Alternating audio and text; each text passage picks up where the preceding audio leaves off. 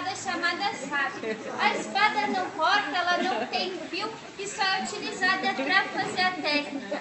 Inclusive, pessoal, a cidade de Garibaldi, na sua festa da champanhe, né, Fenachamp, o ano retrasado, ela entrou no livro do Guinness Book como o maior número de pessoas fazendo essa técnica junto. Foram 192 pessoas. E hoje, às 16 horas da tarde, esse evento vai acontecer novamente. Então, nós temos previstas aproximadamente 300 pessoas fazendo a técnica juntas lá na Fenachamp hoje à tarde.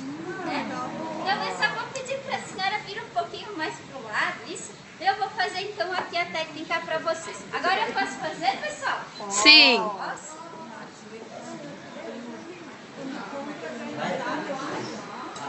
Vamos lá então, tá? Então... Opa! Será a diferença?